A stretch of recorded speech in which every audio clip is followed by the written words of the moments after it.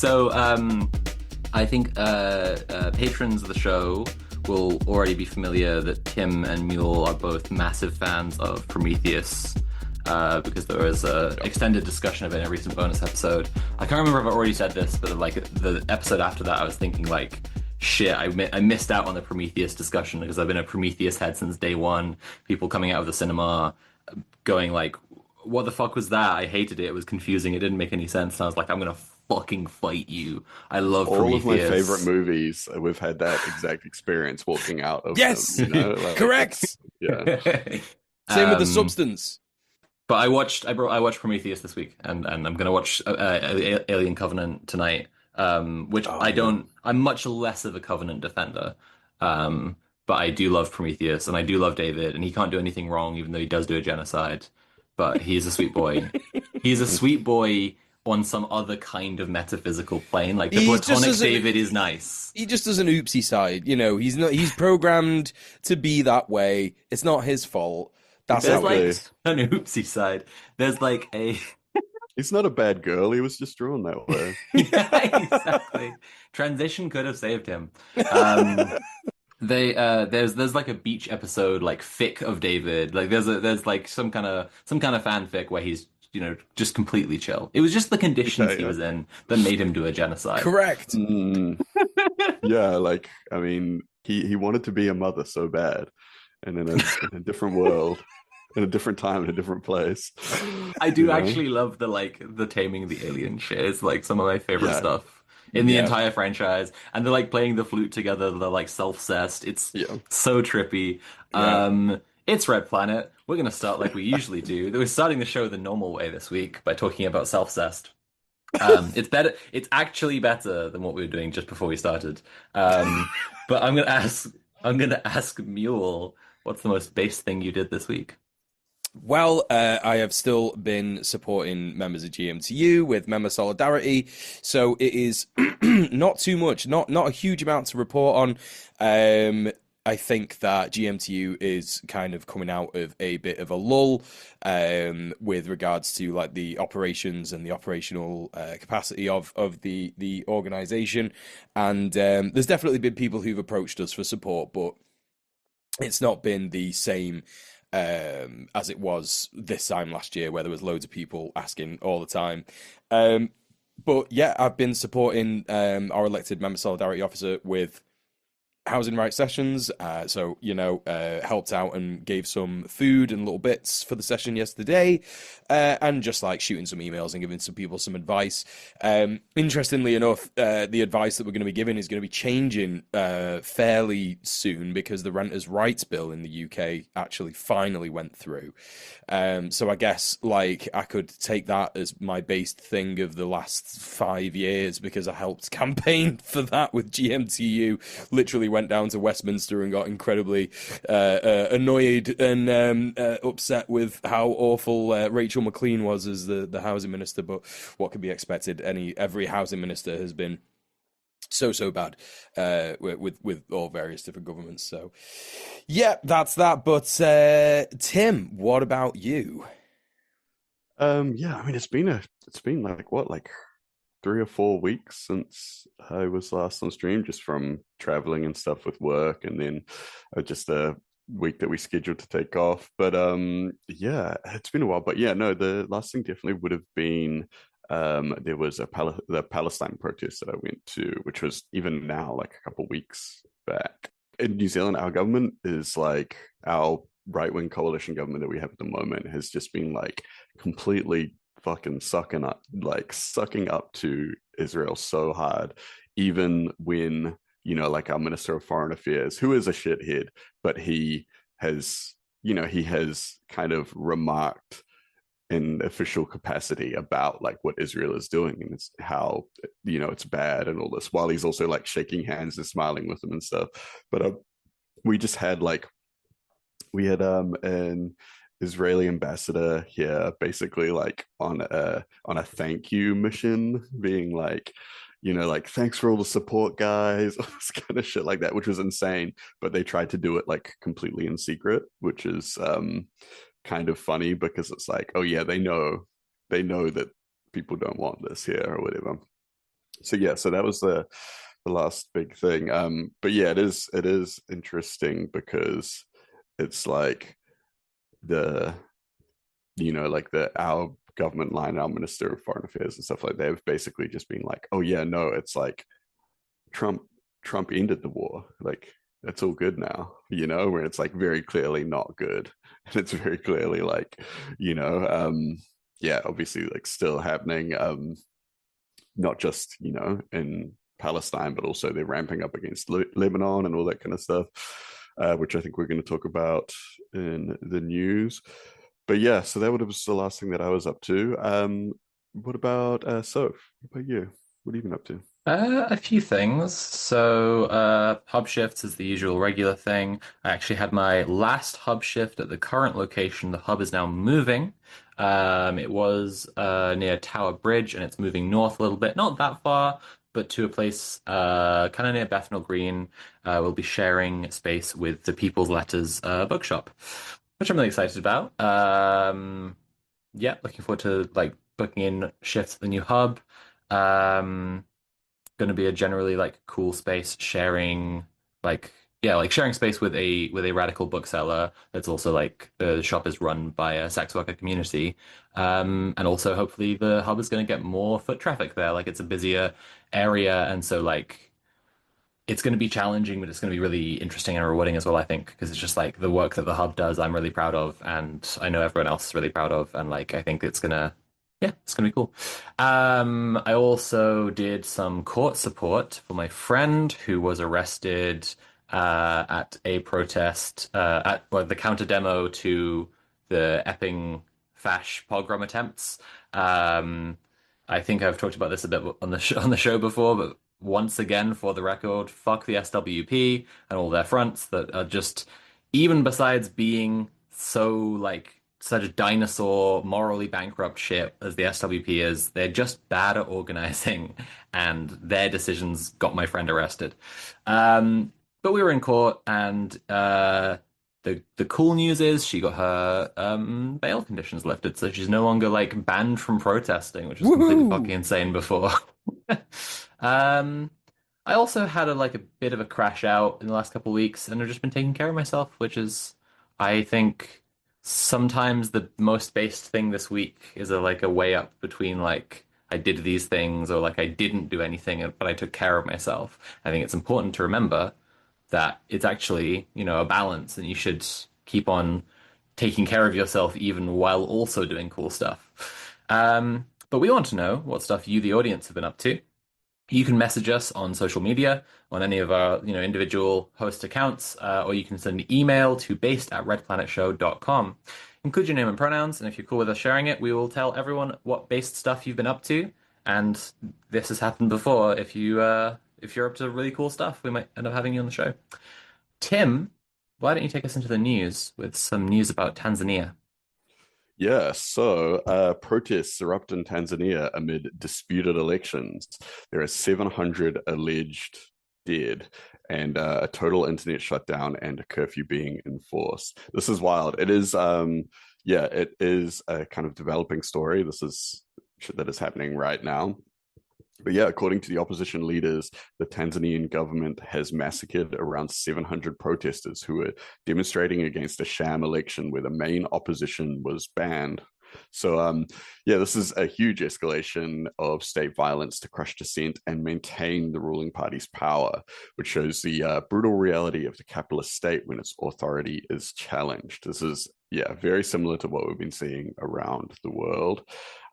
Yeah, so their recent election was just a total fucking, like bread and circuses, whatever, with the main opposition parties completely banned, like anyone that actually held a threat to the government. They jailed Tundu Lissu, who was probably the most likely person to win the election, like the opposition candidate. They jailed him on a bunch of bogus charges.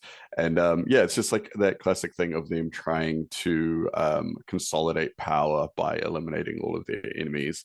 And yeah, so because of this, obviously people were rightfully incensed, and the government imposed a nationwide internet shutdown and then a curfew so that they could, keep people, like give an excuse to arrest people that they deemed to be like protesting or anything like that. Like if you're out past a certain hour, just blanket like what you were doing is illegal. It doesn't matter if you're actually, if you're in the middle of protesting on the way to like in any other country, usually they would have to be like, okay, so we have to prove that you were going to, protest this or do that or whatever. But they're basically just like, okay, cool. Well, if you're outside, that's illegal, so we can just arrest you now, which is a really common tactic.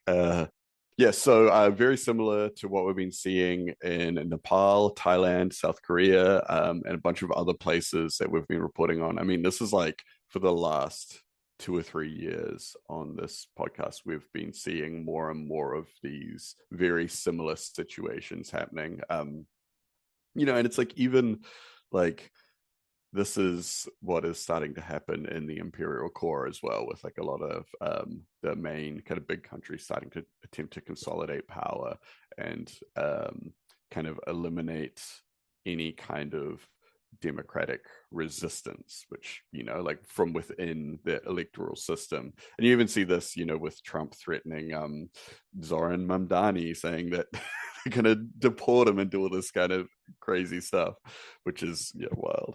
But so back in Tanzania, the opposition is demanding a transitional government and electoral justice, which they say is the absolute minimum.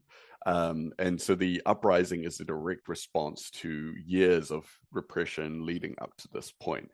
And it kind of shows that if they're literally killing citizens and locking them up and everything, it shows that's the point that people are at, that they would rather go out and risk their lives to protest this than to continue to live under, this kind of system. So, the crackdown is also extended to religious leaders and activists who are speaking out on social media. You're basically showing that anyone that speaks up is a target for them. And so it is this kind of stuff is a reminder that like this can happen anywhere, and it is happening. We obviously seeing people in America being targeted for their online like comments and all this kind of stuff. And in the past that might have been something, like that might have been really outlier shit, like people saying some really crazy extremist stuff. But then you see these days it's just people talking about Palestine or whatever. So they're kind of normalizing that kind of thing all over the world. And it's a part of a wider trend in East Africa. So where regional bodies like the African Union are failing people by protecting the corrupt leaders instead of the principles that they were founded on. And it shows that international solidarity from below is the only real defense against these kind of interconnected authoritarian capitalist regimes. Like these systems are always going to work to protect themselves and the people at the top. So it's kind of this like grassroots working class movement is the way to push back on that. So we'll keep an eye on things as they develop. Obviously it's already fucking pretty crazy over there. But hopefully it doesn't get any worse. So Soph, what about what is happening with COP30? Yeah, sure thing. I hate talking about COP. We got to do it. What is it? The Council of Parties, something of Parties, Committee of Parties. This is the climate summit that happens every year. We're now up to the 30th one. Yay! I'm so fucking sick of world leaders getting together to promise to do anything. And apparently they are too, because COP30 starts in a week and everything's a bit shit and no one's done their homework. So on November 10th, that's 8 days away at time of recording, the summit will be happening in Brazil, which is embarrassing to begin with because Lula, our fave boy Lula, sadly, has just greenlit new oil exploration near the mouth of the Amazon. But the much bigger problem is a wider systemic issue with all the world leaders having just no interest in actually committing and following through with the stuff because they're part of the ruling class and they will build a bunker or a rocket or something, they think. They imagine they can carry on being the ruling class with no planet to rule. Only a third 64 at time of writing out of 192 of the parties in the UN have submitted their climate plans, known as nationally determined contributions or NDCs this year. Basically, the way this works is supposed to be like a 10-year plan for how you're going to move towards the goals agreed in the Paris Accords, so that everyone can be at net zero eventually. Which even like the agreements they already made were arbitrary concessions to like losing so much shit. Like Tuvalu, right, is like a party that is like voting in this stuff and like is disappearing underwater day by day. It's so wild. And that's just a thing they all agreed they would do. Like that's like we'll let that much climate change just happen. So only a third of the parties have actually filed their climate plans in 2025, which is supposed to take us up to 2035. The biggest notable absence currently is the EU, which should obviously be like, what, 30 to 40 submissions, because they submit NDCs as a block, because there's a separate EU climate body. And they just haven't put forward a plan for this conference so far. It should be noted, like to be fair to them, the EU does have a plan up to 2030, but the NDC needs to be up to 2035, and they've just not put one in for that long. They had a meeting. The EU had a climate meeting in September, and it set forth a non-binding target range. Climate Action Tracker has said this is not high enough even at the top of the range they identified. So that sucks. The US is not planning to send any top officials for its COP30 delegation. It's currently unclear what form the delegation will take. All we have is Trump has said we're not sending anyone important. And all of this is happening because, they're all bored of talking about climate change because we solved it and it's fine. No, I'm kidding. This week also saw the official announcement of the world passing the Paris Accords target of 1.5 degrees warming above pre-industrial levels. This will have devastating effects on the ecosystem, probably kill millions of people, probably lead to the extinctions of billions of species. Even the ocean currents of the planet will likely be affected and are being currently affected, actually. And this will also lead to the mass displacement of millions of people, which, political analysts have identified as a climate change and climate change-driven conflict as being a major source of migration in recent years, which of course has also been a major driver of the escalation of the far right and the imperial core.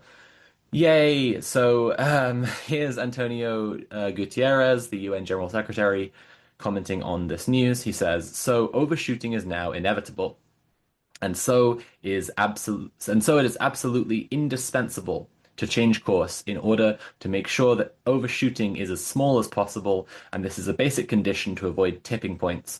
We don't want to see the Amazon as a savanna, but that is a real risk if we don't change course and we don't take a dramatic decrease of emissions as soon as possible." The overshoot theory he's referencing here, we're going to overshoot, but hopefully we can bring things down a little bit, or we can do some more and bring it down a lot, but over a long, long time. This idea, the overshoot theory, that we can endure an amount of climate change past our targets, but bring the planetary temperature back down afterwards using new technologies, is a dangerous idea being used as an anesthetic by the bureaucracy of the global ruling class. It is not based in sound science, rather in magical thinking, and if we trust in technology without social revolution to save us, we will be made complacent throughout our own annihilation. It is always vital in climate discussion to identify that half of global emissions have happened since 1990. I'm just going to repeat that one. Half of global emissions have happened since 1990, and that modern global American hegemony is the most clear culprit we can identify for the current levels of global pollution. While careful planning in both technological and infrastructural terms is obviously and absolutely required to manage the crisis, global communism is a prerequisite for humanity's survival. There you go. That's the climate. That was a nice cheery one. Mule, what's going on with Rockstar Games? Yeah, I am sorry to break it to you gamers, but you're gonna have to boycott GTA 6. This is about the publisher Rockstar sacking unionizing workers. Sorry, I don't know if there are publisher, I'm just going to say this is Rockstar sacking unionizing workers. So in what's being described as the most ruthless act of union busting in UK history, Rockstar Games on the 30th of October sacked over 30 workers in the UK and Canada who all coincidentally happened to be in a Discord specifically for organizing their workplace to found a union for the game developers. IWGB Game Workers Union, the branch of IWGB helping the UK workers to organise their workplace, said on Friday that, quote, "This is the most ruthless act of union busting in the history of the UK games industry. Yesterday, Rockstar Games unfairly fired over 30 employees for union activity. We won't back down, and we're not scared. We will fight for every member to be reinstated," end quote. In a statement to Bloomberg, IWGB President Alex Marshall said, quote, "Rockstar's flagrant contempt for the law and for the lives of the workers who bring in their billions is an insult to their fans and the global industry," end quote. This recent action from Rockstar Games is a broader pattern of union activity being demonised and attacked with impunity in the UK over the last year. Wettest Prime Minister in history, Keith Starmer, destroying the name of Labour yet again by allowing this stuff to happen. Particularly, his government refusing to come to the table over striking BIM workers in Birmingham, who are yet to have had any kind of negotiation over their real terms pay cut that Unite members have been striking for over 7 months, with the most recent update that the workers are being offered redundancies instead of pay rises. Rockstar has claimed that the workers were fired for apparently gross misconduct, which of course would be defined in the workers' contracts. One could argue that if the contracts contained a clause under gross misconduct defining it as unionising or any kind of activity without specifically saying unionising, then the contract isn't worth the paper it's written on. But it is not unheard of in employment contracts with loopholes getting around employment law, and furthermore in the game industry as well. Rockstar's parent company Take-Two Interactive has said it supports Rockstar's decision, because of course it does, and, quote, "Our culture is focused on teamwork, excellence, and kindness. Rockstar Games terminated a small number of individuals for gross misconduct, and for no other reason. As always, we fully support Rockstar's ambitions and approach," end quote, a likely story. The developers were working on Rockstar Games' latest big project, Grand Theft Auto 6, with the latest game in the series looking to be priced at $70 to $100, with GTA 5 performing as the second best-selling video game of all time, at 215 million sales as of May 2025. You do the maths on how much the next game is set to make Rockstar. Rockstar has a wealth of accusations of evils against its employees, including 100-hour work weeks, a culture of frat boy style hazing and introductions to the workforce. And of course, yes, that is all part of crunch culture. Plus, criticisms from its audience include exploiting the market with re-releases, expansion packs, and other classic contingency products. Spring McParlin-Jones, chair of the IWGB Game Workers Union, says, quote, "Next year, Grand Theft Auto 6 is expected to make upwards of $10 billion. That's enough to end world hunger for a year. Such a flagrant attack on workers' rights from such a valuable studio sends a very clear and shocking message to the world that money matters more than people," end quote. Alex Marshall, the president of the IWGB, also said on their website, quote, "We will pursue every legal claim possible to ensure our members are reinstated and receive interim relief." So Red Planet are going to do our best to stay on top of that story as it develops. But Tim, why don't you take us to another part of the world and another story?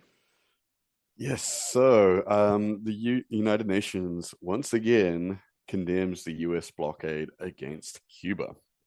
So for the 33rd year in a row, the UN General Assembly has overwhelmingly voted to condemn the US blockade of Cuba, with 165 nations in favor and only 7 against.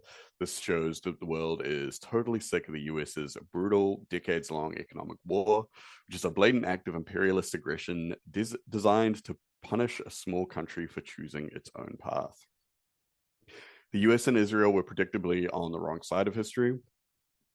Joined by a handful of right-wing governments, the US has pressured or bought off. It's a stark reminder that imperialism always has its junior partners, but the global South majority continues to stand in solidarity against this bullying. Despite the usual lies from the US ambassador trying to blame Cuba's problems on its on its own government. The truth is that this blockade is a genocidal policy that has crippled the island's economy and caused immense suffering for ordinary people. It's the main obstacle to Cuba's development and a perfect example of how the US uses economic violence to enforce its will. The massive diplomatic victory for Cuba, achieved even while it was evacuating hundreds of thousands from a hurricane with no fatalities, by the way, which is like wild. Holy shit. Proves that moral authority and international law are on their side. The blockade is a failed, cruel policy, and its continued existence only highlights the stubborn brutality of US imperialism. It's it is incredible to know that, or to see that Cuba has kind of not just survived through it all, but also the things it does for the international community, like everything from like COVID vaccines, during like the initial wave. Like they were the first nation to be just making their own vaccine and freely distributing it to the world. They've trained so many doctors from so many places all around the world over the years. Everything from I know the Navajo Nation have sent over a lot of people to train to be doctors.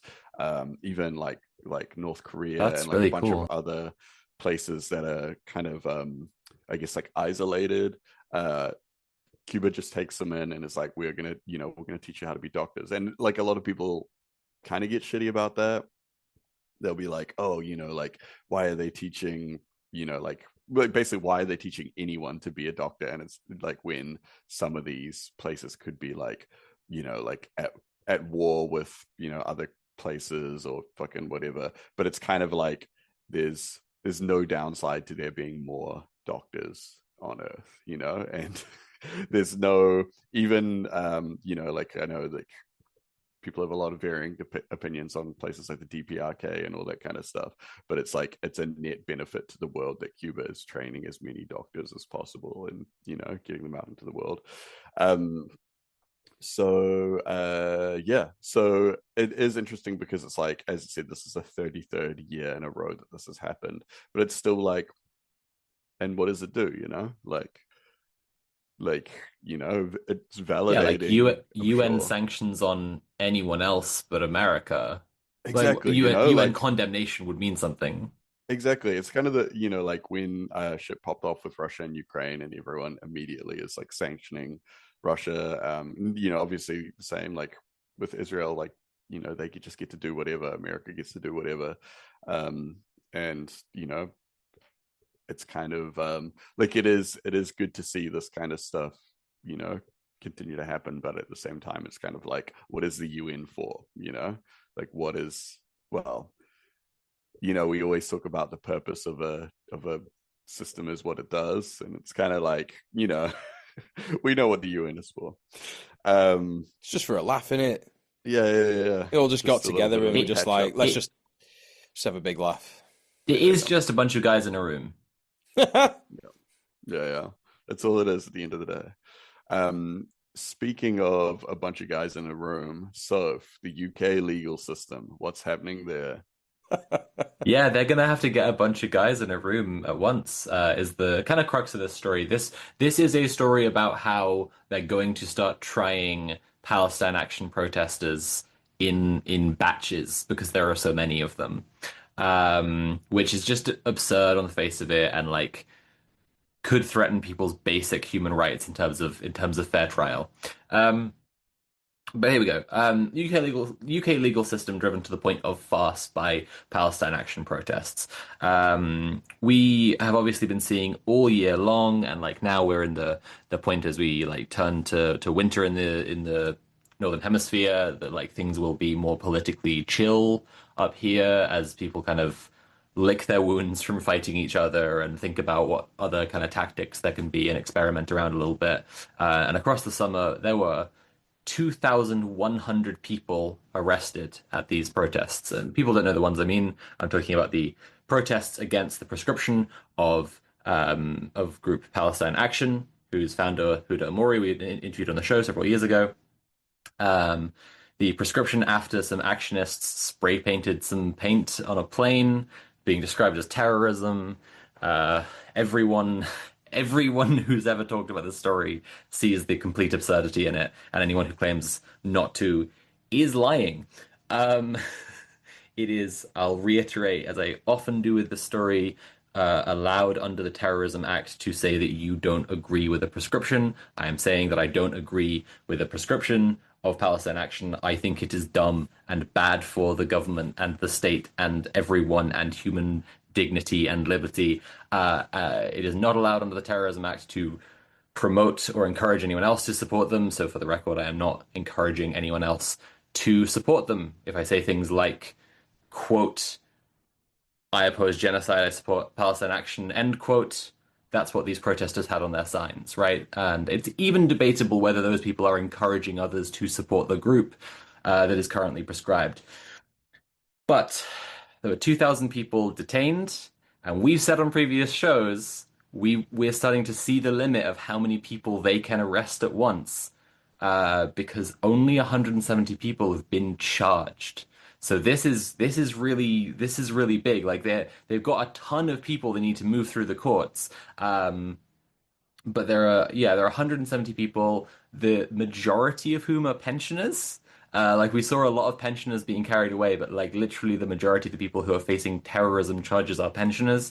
They are now talking about sending them through the courts 5 at a time. I'm going to read a little bit from a BBC article about who some of these people are who are being tried. So this is people entering their bids, their pleas, sorry.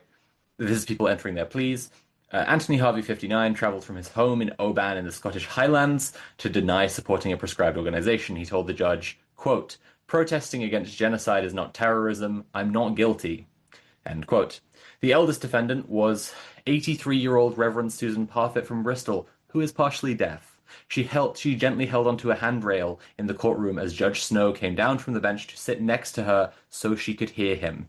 When he asked for her plea, she replied, quote, I was objecting against the prescription of Palestine Action, and therefore I plead not guilty, end quote. David Kilroy, 66, from Plymouth, wearing a Just Stop Oil t-shirt, told the court, quote, when injustice becomes law, resistance becomes a duty, not guilty, end quote. So, these are the kinds of people we're talking about. Dangerous terrorists threatening the British state. And the bizarre thing is that they are now kind of dangerous terrorists threatening the British state because they have made a complete mockery of the legal system. Their protest has been so effective that now the legal system is having to completely tie itself in knots. I'm reading from a Middle East Eye article titled, quote, we're in a new world. Lawyers warn Palestine Action defendants could be denied fair trial. So as I was saying earlier, they're trying they're planning to try people in March next year, 5 at a time. If they try to bring charges against all these 2,000 people, to try and get them through in 2.5-hour trials for 5 people each. So this is quote, each of the 5 individuals has the right to give evidence and to address the court in legal submissions. Solicitor Laura O'Brien told Middle East Eye, it's very difficult to see how you can facilitate that in 2.5 hours, she said, noting that most of the defendants lack legal representation due to an inability to access legal aid.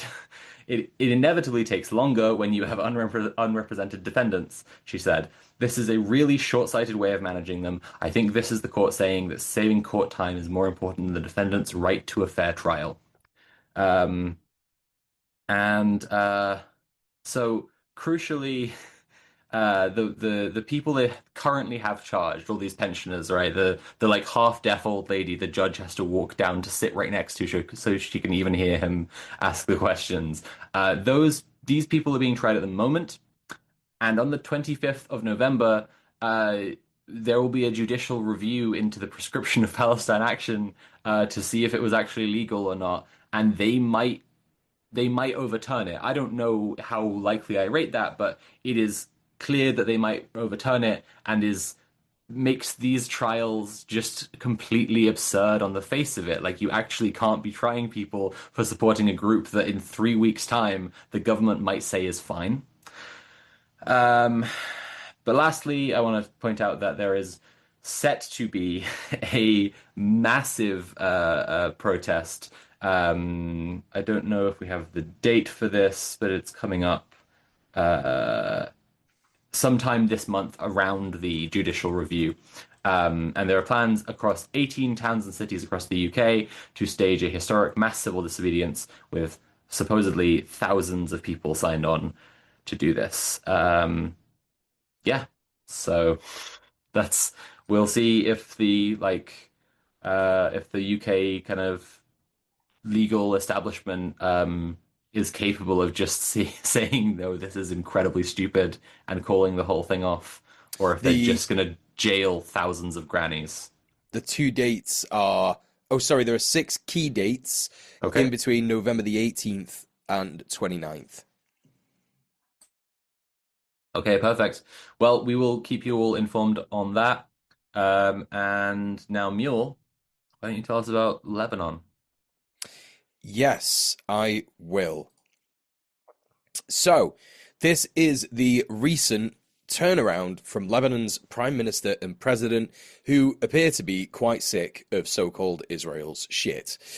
In response to so-called Israel violating its year-long ceasefire with Lebanon, probably a 700th time, President Joseph Aoun finally cracked and ordered the Lebanese army to respond to any future Israeli incursions into the southern border. The Prime Minister of Lebanon, Nawaf Salam, also commented on the bombing and attack on a Lebanese municipal worker, which has triggered these responses from the president, which left this municipal worker dead, stating, quote, Lebanon calls on the international community to exert maximum pressure on Israel to immediately stop its aggressions, end quote. The order from the president and statements from the prime minister are significant as they indicate a dramatic shift in the normalization process in Lebanon, with language and tone sounding genuinely like complete frustration and desperation at so-called Israel's rogue state actions. Notably, the Prime Minister rarely mentions the actions of the Zionist fascist entity in the south. At a meeting in Cairo, the Prime Minister also urged Germany, Israel's biggest arms provider, to encourage the entity to adhere to the ceasefire obligations. The German President Steinmeier said, quote, Lebanon must now seize the opportunity presented by the new regional climate after the Gaza ceasefire to strengthen stability and rebuild trust, both internally and externally, end quote. An absolutely vile response from an absolutely vile country. Of course, we know the Gaza ceasefire is a complete farce. And that response stinks of Western chauvinism, Western power and dominance trying to be exerted over a small Middle Eastern country. Lebanon has repeatedly made apologies for the Zionist entity in the past, with earlier this year demanding Hezbollah, the resistance group made up of displaced Palestinians and Lebanese fighters, disarm. Not only was this request at the behest of the United States and the entity, but the Lebanese public were overwhelmingly against the decision, with weekly massive protests against it. Hezbollah have also refused to disarm, and these recent decisions and frustrations have been completely welcomed and sympathized with by Hezbollah, who are often at odds with the Lebanese government's policies and normalization efforts. Egypt has also urged the entity to withdraw from 5 outposts in the south of Lebanon, which not only marks a shift in Egypt's own normalization, but of course has only prompted the entity to demand Lebanon disarm Hezbollah quicker. Egypt has not been immune to so-called Israel's warmongering, with the Times of Israel questioning Egypt's loyalty to it only a month or so ago after mobilizations of Egypt's military in the Sinai after the bombing of the negotiators in Qatar. The Lebanese army directly confronting the IOF could significantly increase the likelihood of a larger regional war, with the army having more access to better weapons and anti-aircraft equipment, although Hezbollah have been pictured with equipment capable of downing drones in the past, including drone gun jammer and anti-drone rifle-style jammer. A renewed war with Lebanon seems ever more likely on the cards, with the Zionist entity becoming more and more belligerent, acting with total impunity protected by the USA, and Lebanon being a key part of the Greater Israel expansion plans of the Zionist entity. So we will be watching that very, very closely. It kind of feels like there is so much stuff boiling over at the moment in geopolitics with aggression from Israel and the USA. a question that will be answered, I'm sure, very soon is, what will Israel do when the USA is completely focused on a new war in Venezuela and Colombia? And will the USA have the military might and power in its collapsing empire state to actually support its attack dog and military base in the Middle East with its continued rogue genocidal aggression? So that is the end of the news segment, and we are here to remind you, as always, that this is a show that requires your money. Please consider supporting Red Planet on Patreon. It's patreon.com/red_planet. There are loads of different ways that you can support us. You can buy merch from us as well. Go into mercenarycreative.com, and just go to patreon.com/red_planet and check out all the different tiers by which you can support us. So today, our main segment is that we're going to discuss the cancellation of SNAP benefits for millions of Americans. And before we get into that, we're going to discuss another interesting bit of news. It happened this week. If anything could define Trump's personality, it would be his ego, and alongside it, a desire for sycophancy that startles even the most narcissistic, banning entire media companies from the White House press releases and sacking military aides for correctly telling him his attacks on Iran earlier this year yielded little results. What this doesn't prepare one for is a trade negotiation with China. It seems, with Trump saying for weeks and weeks building up to the meeting in Busan that China will do what the US wants, Trump had an early Halloween fright as he returned from the meeting looking shaken, sad, and ultimately defeated. Co-hosts. I know that, Soph, you said that you missed a little bit of this, but you've been reading up. I think I'm caught up now. Yeah. Trump looking like he's going to pee his pants on the plane was pretty powerful. I think him saying for like 10 solid minutes, just like, there is a deal, we'll tell you the deal, we can't tell you now, but there is a deal. And then after like waffling around for ages, he's just like, we're reducing the tariff on them. Like he says for ages, like, we can't tell you anything now, but we will tell you stuff, for sure. And then he's like, we've agreed that fentanyl is bad. We agreed that. But also I learned that fentanyl can be good and can be used for actual medicine. But they've agreed that they'll stop sending so much fentanyl because it's bad. And I'm going to lower the tariff down to 10%, which, like, there are still a bunch of exemptions and stuff, right? There's still we don't know what the full trade deal is yet. And whenever we're talking about China and Trump, I always just hear China, like, whenever I say China, and it's so annoying. But the tariffs on them to begin with are confusing because they've got like I think like 100% tariff against rare earth metals and stuff to do with technology because they want to like completely control the supply chain there, and it is the tech supply chain that's the most important thing to them here. And all of this is happening over the last few weeks. Like, China said that they were going to do a countermeasure and make it more expensive for America to get the rare earth metals that it wants for making tech stuff.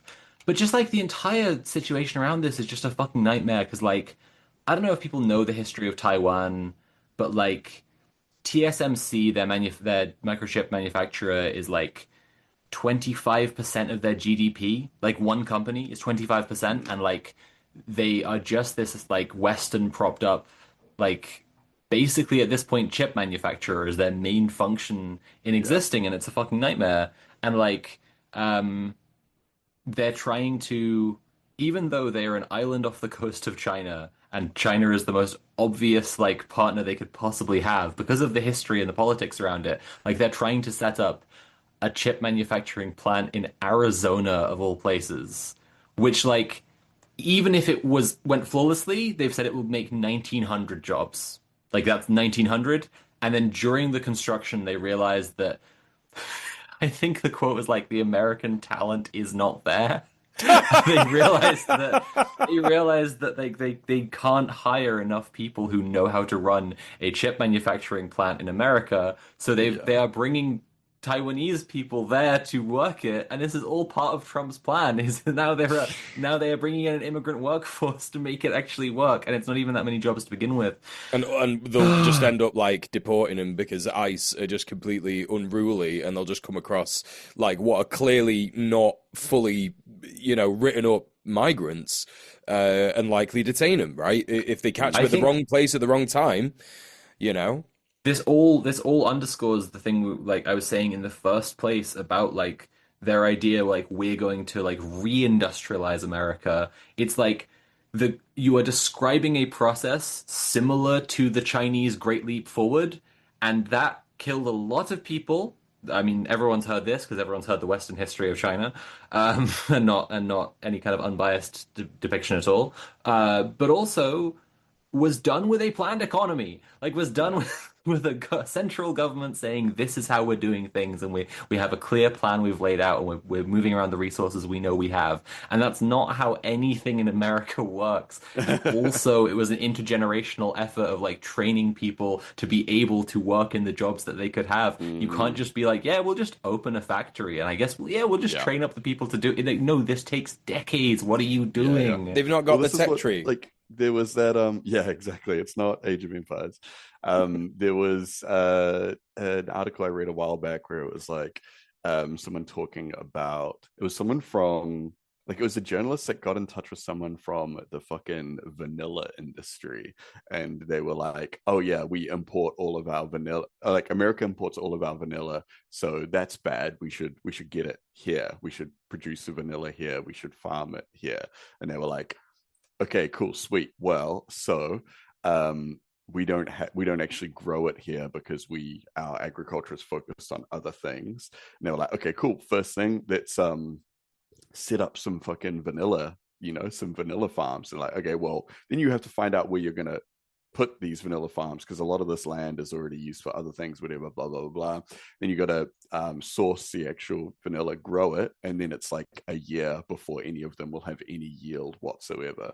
And it's like they just, they turned off the vanilla tap, the foreign vanilla tap, and then they were like, okay, now we got to build all the plumbing and infrastructure behind our tap before we turn it on. It's like, no, a thing you'd like to do before turning off the tap. Yeah.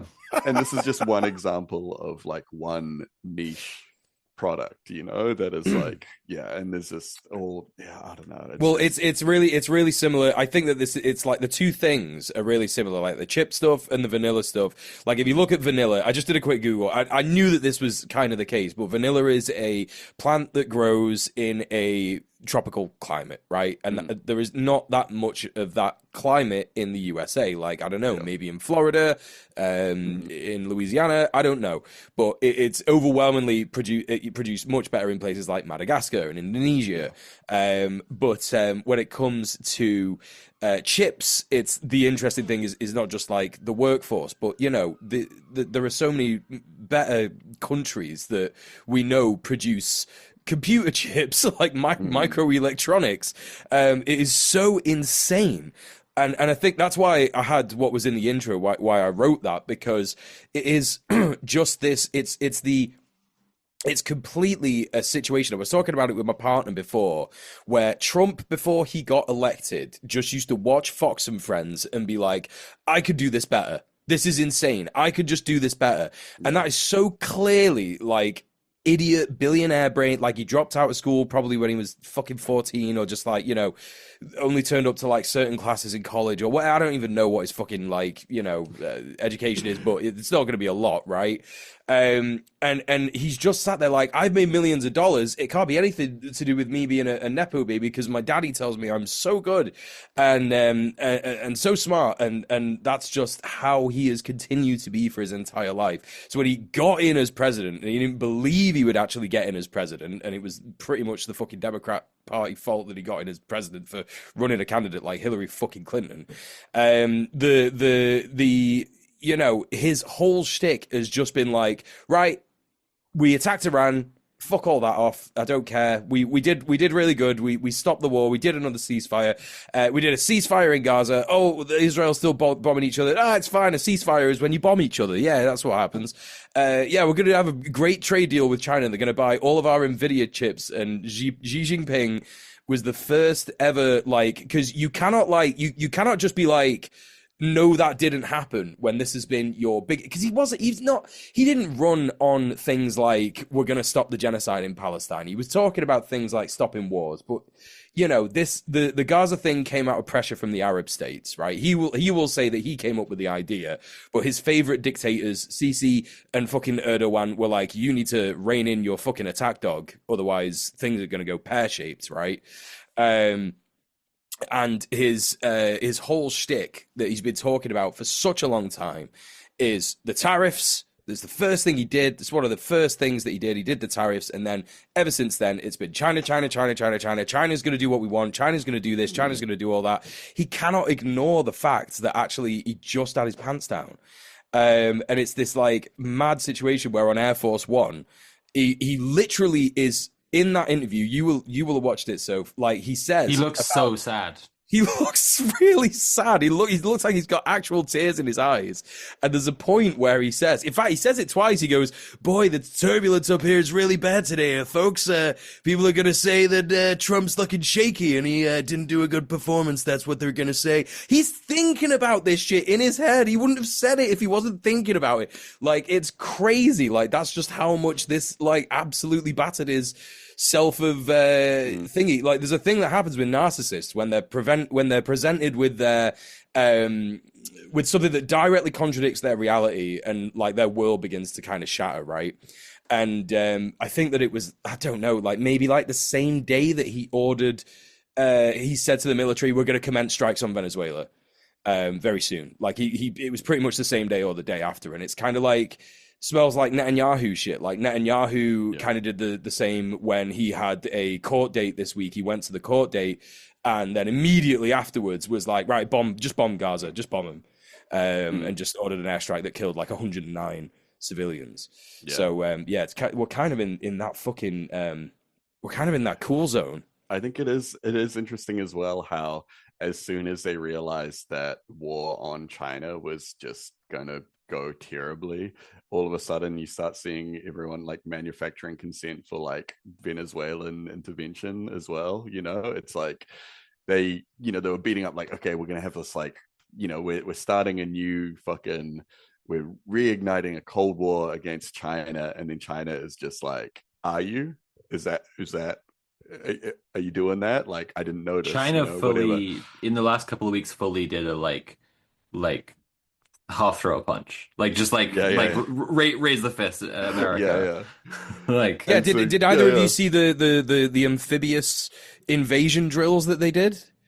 Yep. Oh yes. Yeah. So they're literally saying, this is what we could do, America. Like, oh, you think you're safe as this like uninvadable country, which they talk about quite often.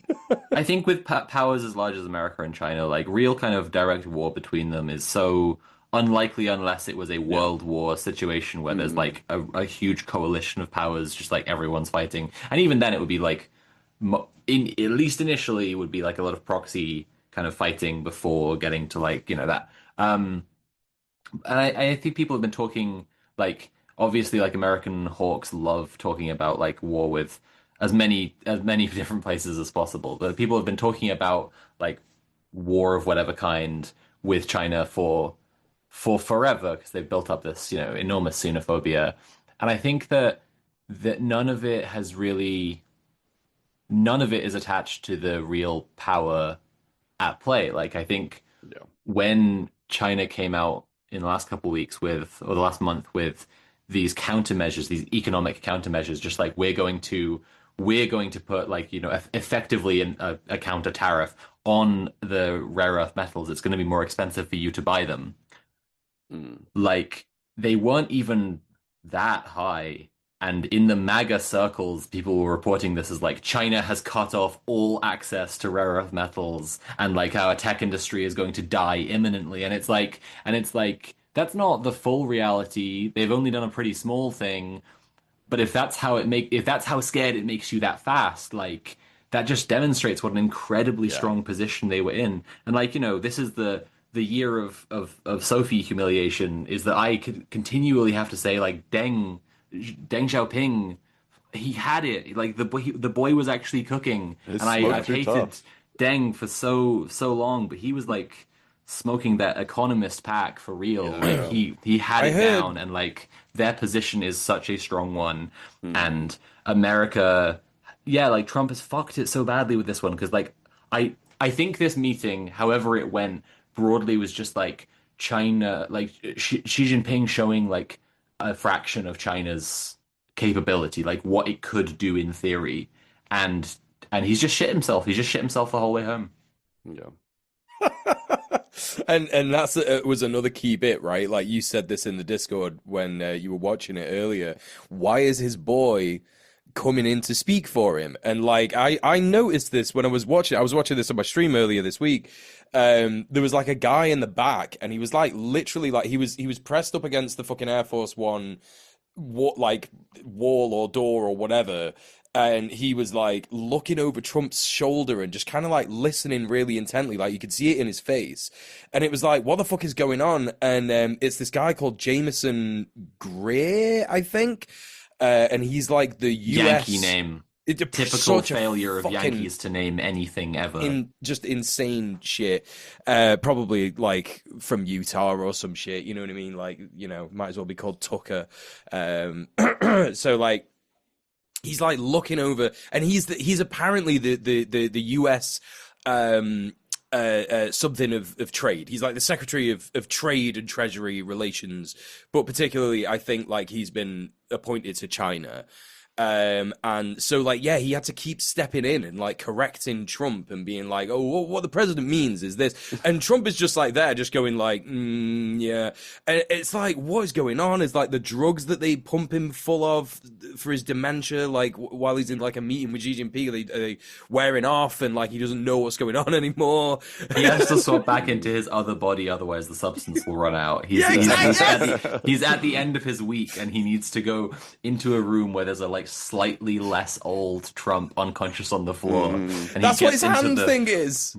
That's what his hand thing He is. tried to stay in the young Trump body too long. His hands start turning. No, it's gonna be like exactly it's like it. Jared Kushner or someone like that, you know? It's It's his portrait of Dorian Gray. yeah. So this guy just kept looking in and kind of like going, yeah, what the president means is this. And so that was a really fascinating, just a super fascinating thing. And it was in his body language and everything. You could see that he was just like super defeated. So it is a very, very interesting. And I do think that is like, Trump thinks of running the USA like, okay, well, these are all my plans. Like he does it like a businessman, right? Like a businessman, when they're running a business, they go, right, throw loads of shit at the wall, see what sticks. And it just seems to be that is what's happening. So turbo fascism, let's see if that works. Oh, there's loads of protests and shit. Oh, it's not going well. Oh, we're deporting a load of people, but it's not going as fast as I wanted it to. Okay, what about peace talks? Oh, that's really hard. Damn, geopolitics got hands. I'm going to go finish these wars. But no, actually, it's really difficult to do diplomacy, and especially when you're just like, I don't know, responsible for 90% of the world's atrocities, and unwilling to admit it as well.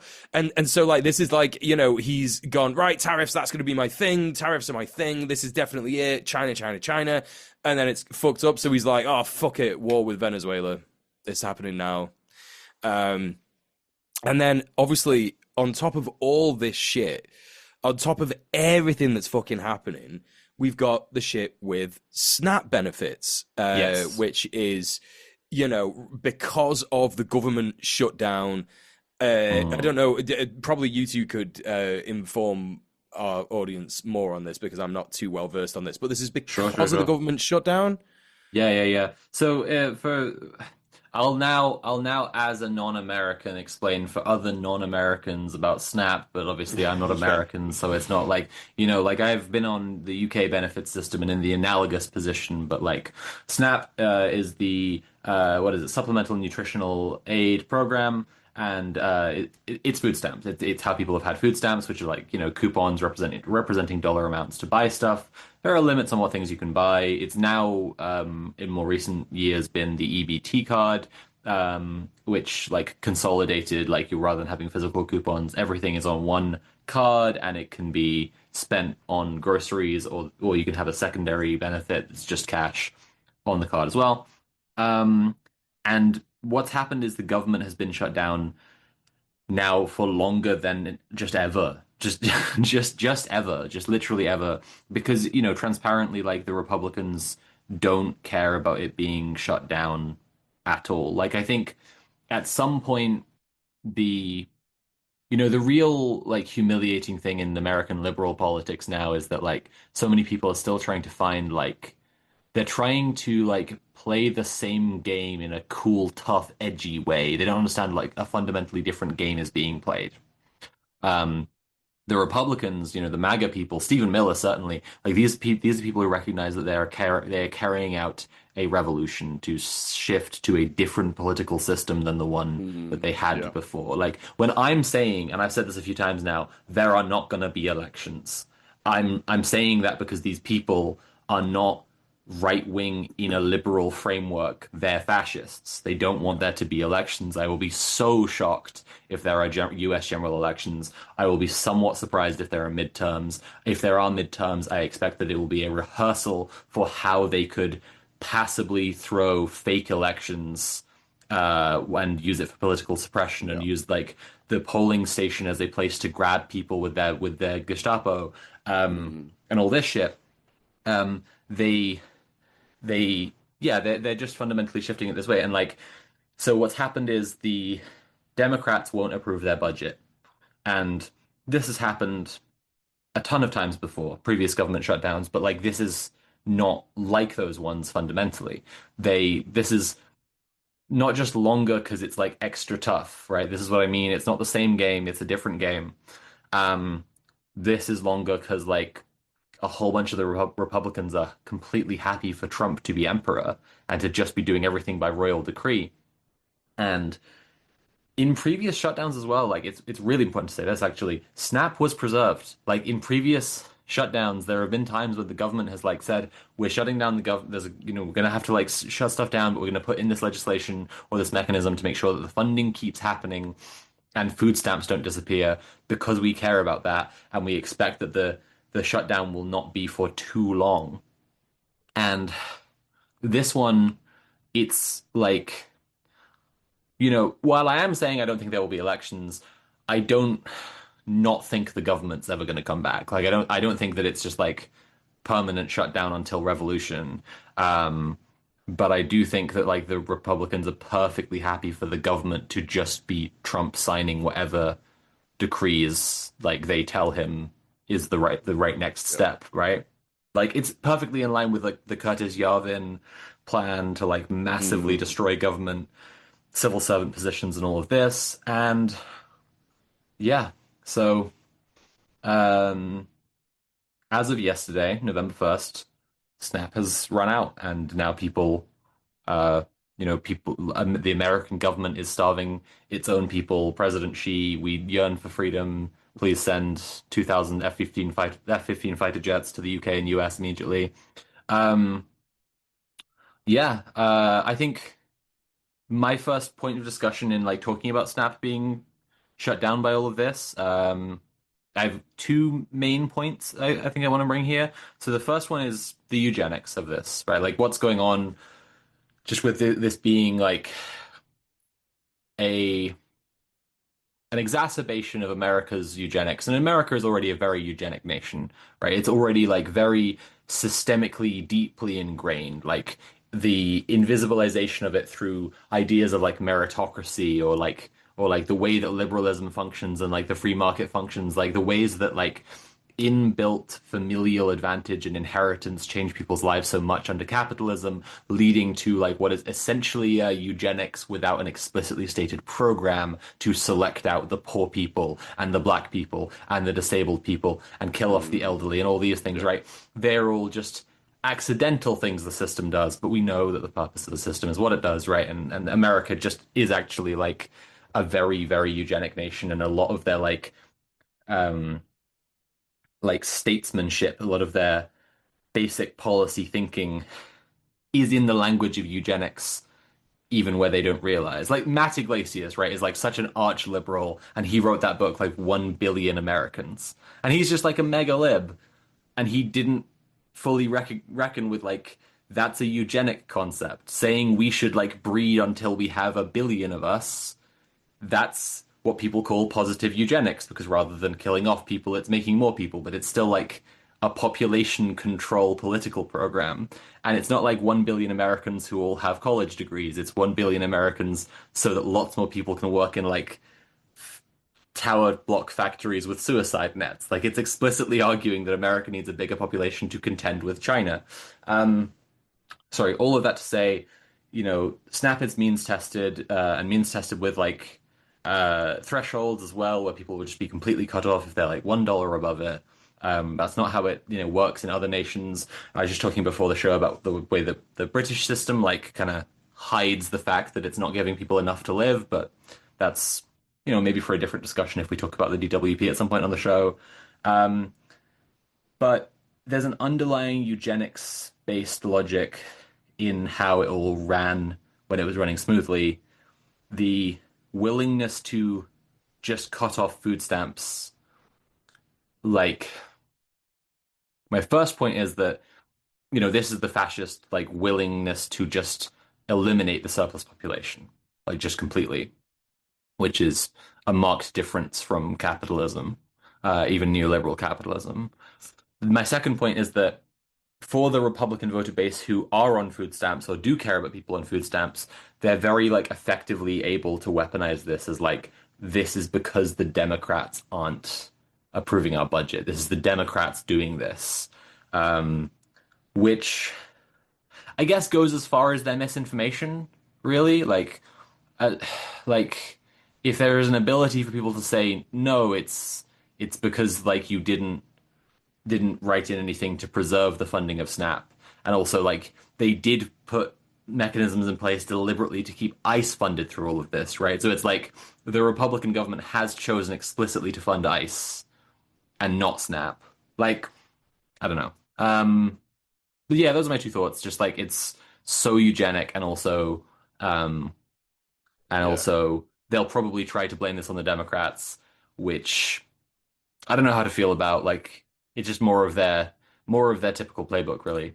Yeah. I also think that one thing that people aren't necessarily realizing so much is that people think of when you take away something like this, or like a benefit from like from a group, that it is just like punishing that group in particular, right? Like as if they're not like, okay, firstly, they're part of a community and this will have run-on effects, social issues around that. But also, like, so people are like there are businesses that rely on people doing this stuff. There are goods that are, like that are kind of like part of the ecosystem of things that are like being, that like the SNAP programs and all the other similar kind of benefits around the world are kind of like these things are funding these industries or like these workplaces and all this kind of stuff, and like providing jobs and all that kind of stuff.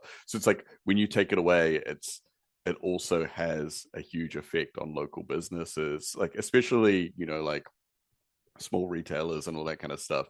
And I think that it's one of those things where like people think like, oh, okay, like these people are just buying fucking like candy and soda and all this kind of stuff, so because like they're not going to be buying it or whatever, like it just like they don't think about like, okay, what does this mean for the retailers, like what does this mean for that? And so all of that kind of stuff has run-on effects all the way down the track or whatever, and in many more places than just like the snacks and soda thing is obviously just a conservative line where they're like, this is what they focus on, but obviously it's much bigger than that. Also, let me just point this out, like in Cuba, soda would be a human right. Like in Cuba, they got human rights you can't imagine. And like Yeah. having a big soda that's cold and has some ice in it would actually be a human right that you actually Yeah, can't yeah, deny, yeah. even like someone in prison for being a pedophile. Like Yeah, exactly, you can't not do that. Yeah, like That's like, yeah, yeah, that is like one thing that yeah, like that this is kind of a tangent, but yeah, like the rights of prisoners in places like Cuba are often like, better than like, yeah, like some rights of poor people in a lot of other places. But yeah, so so it's like it does have these like run-on effects or whatever like that. And even just like, like places like businesses that like personally fucking I don't give a fuck about, like Walmart and all that kind of shit like that are going to be affected by it, and those will have run-on effects by like like whether it's like staffing and all that kind of shit like that. So it's just like one of those things where it's like another, like the tariffs and all that kind of stuff. It's like this thing where it's like it's very ill considered and like is just like a fucking, like a snap decision to appease the most like fucking angry reactionary members of the base that actually has like these like bigger run-on effects into the community and industry and stuff. Yeah, so it's like I think it is interesting. Actually, what Conrad, our producers, are saying that 12% of grocery sales are Snap, 24% of that goes to Snap goes to Walmart.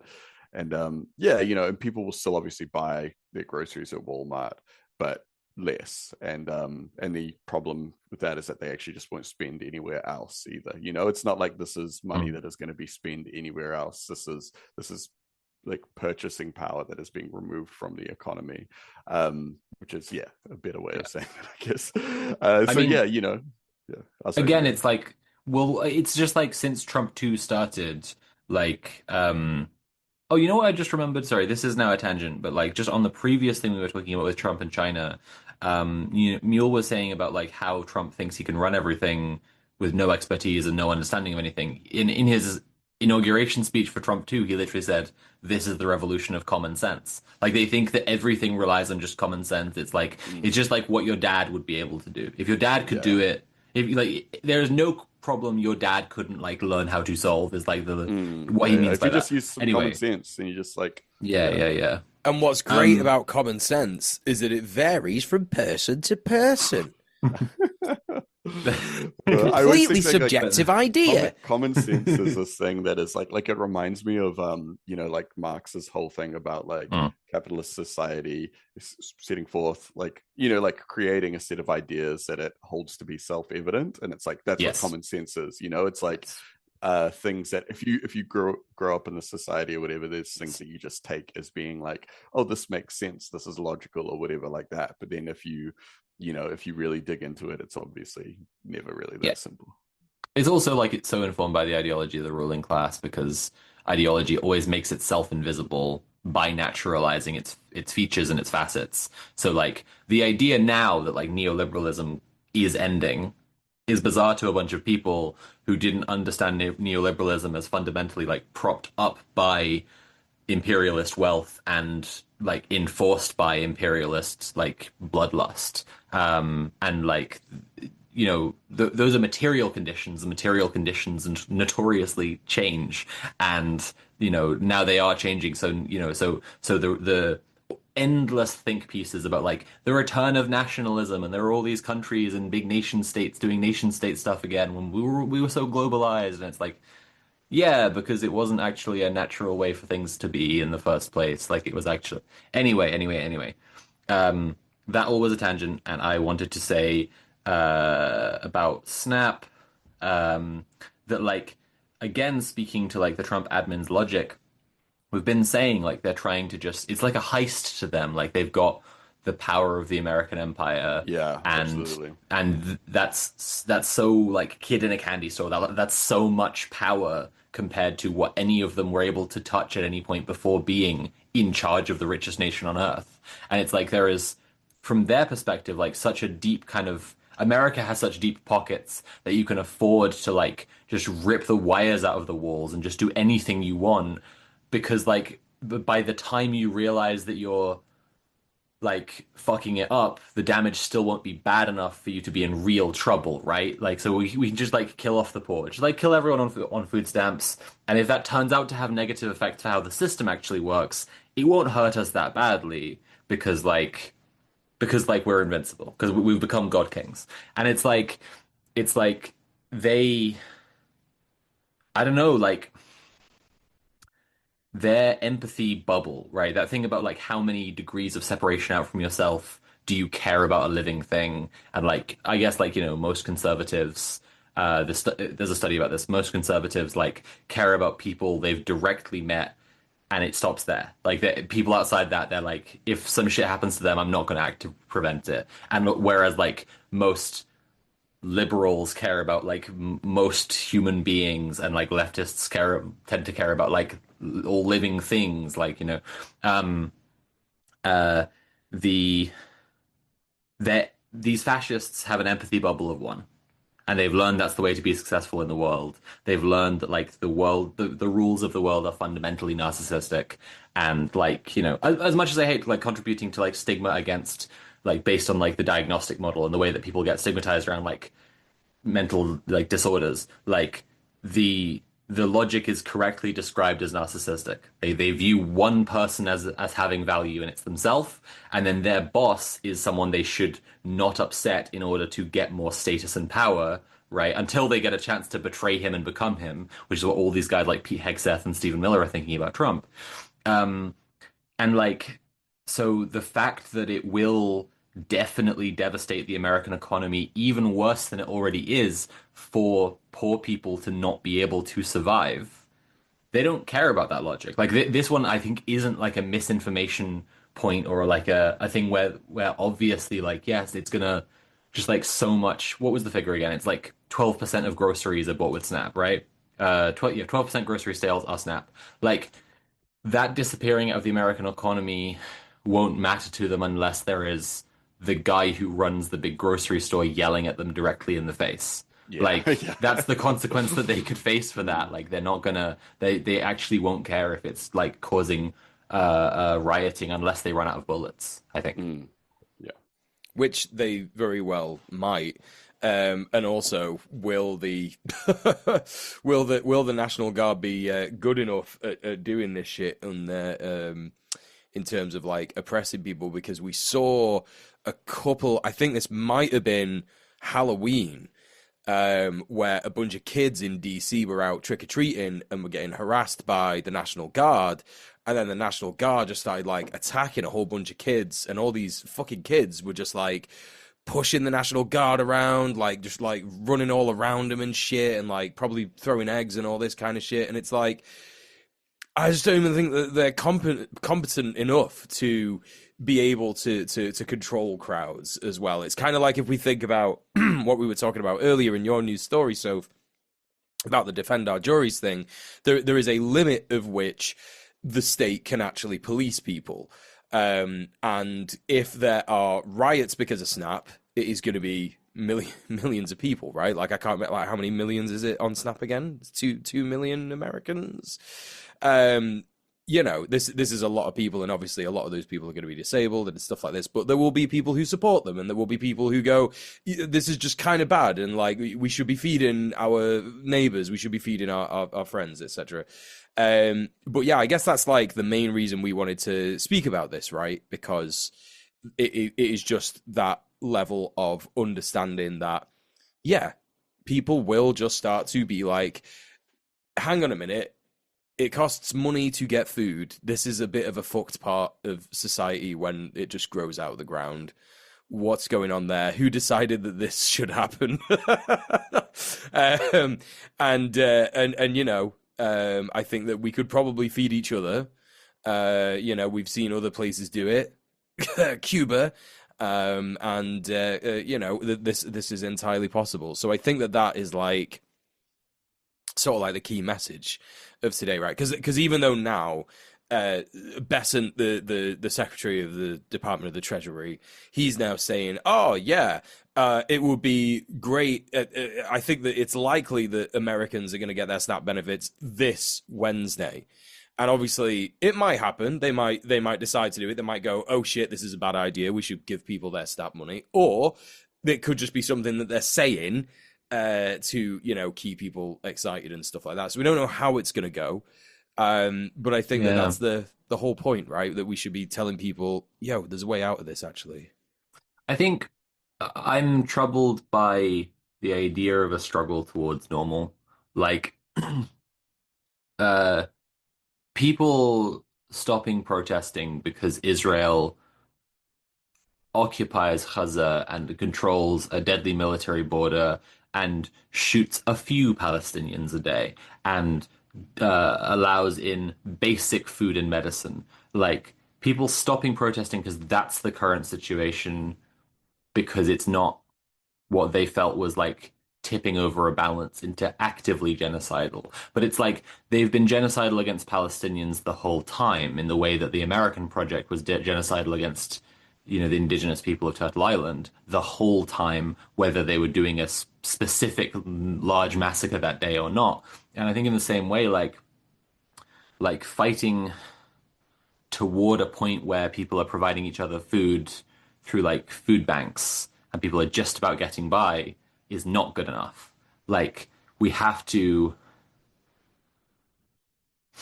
understand. I mean, firstly, we have to understand that like SNAP is an enormous program that's been running since the 1930s.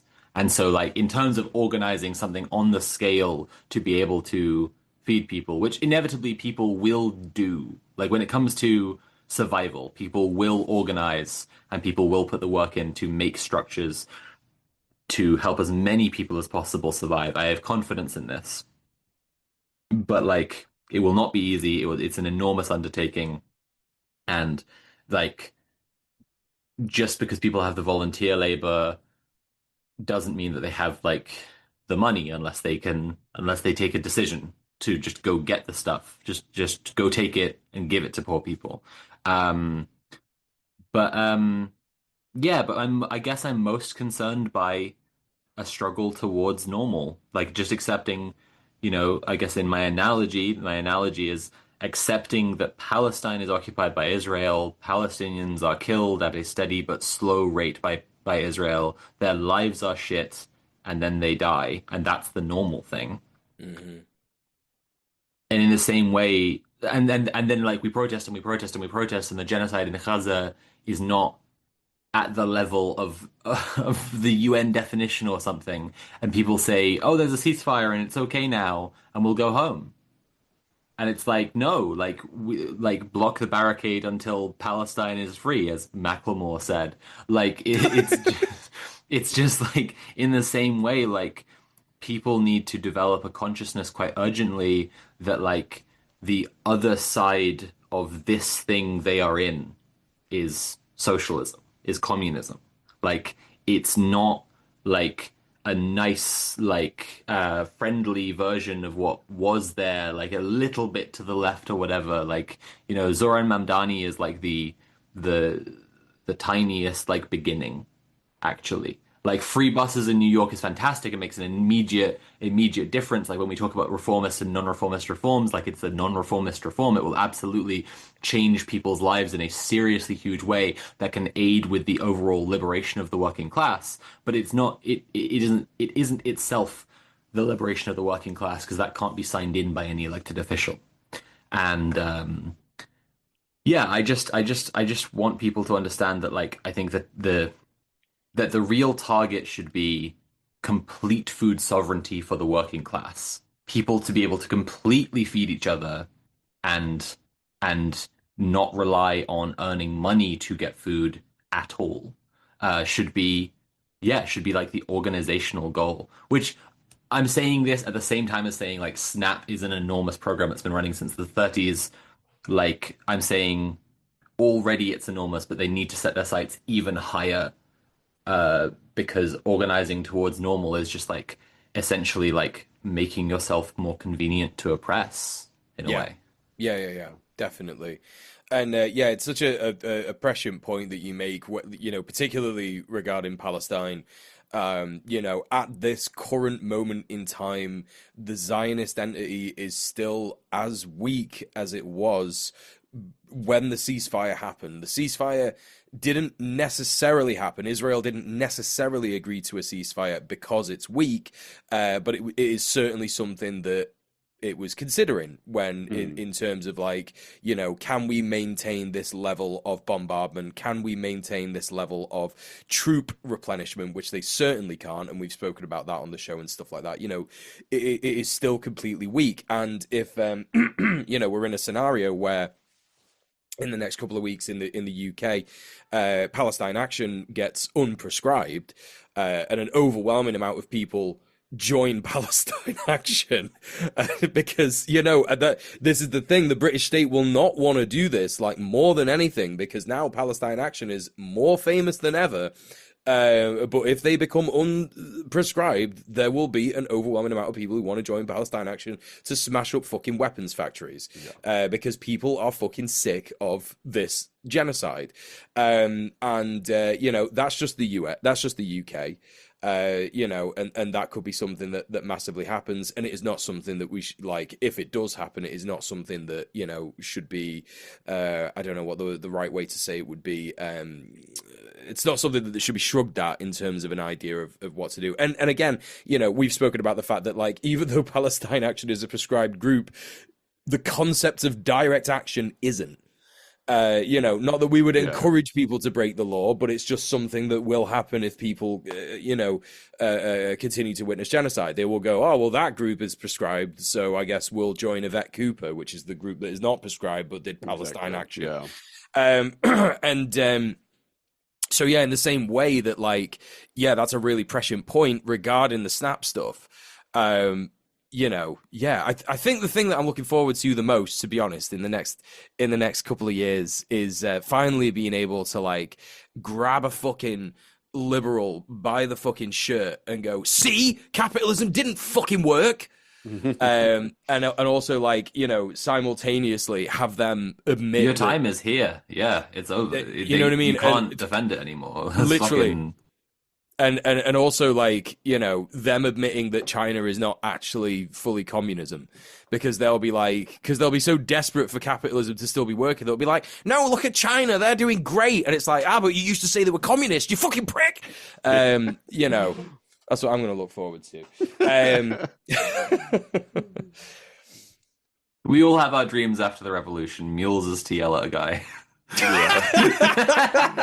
We're like, yes, we were right, you fucking freak. But yeah, I just think it's like, this is going to drive mass unrest, for sure. I try to not just look at, like, the economic flow here. Like, Tim, I think it's a very good point you made. Like, you know, we do have to think that, like, they're thinking this is only going to hurt the poor, but the poor spend that money on stuff. Like, it still moves the economy around, and now the economy will be moved around less. But, like, you know, not just looking at that, but just, like, how many people who are currently troops. Well, I'm saying this all the time. The American military is, like, the biggest welfare program on earth. How many people who are troops have family who are on food stamps?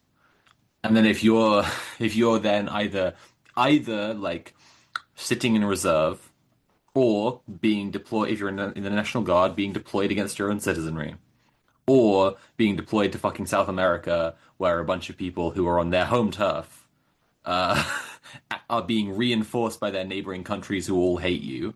Yeah. Meanwhile, Elon Musk is installing a Neuralink in all of your squadron's heads to see if it works, because this is going to be his version of, like, testing drugs on Vietnam soldiers. Because you get $500 if you volunteer to have the monkey chip put in your brain.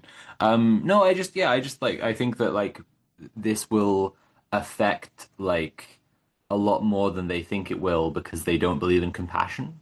I think that's always, like, a thing to, like, it ends up sounding very like Star Wars, but, like, it is their weakness. Like, they do actually not understand that other people care about other people, and then they hurt one group of people and think that everyone else will not respond. But that's solidarity. They don't understand solidarity. They don't believe in solidarity, and, like, this will make a lot more people mad at them than they think, and will have bigger consequences than they think, I reckon.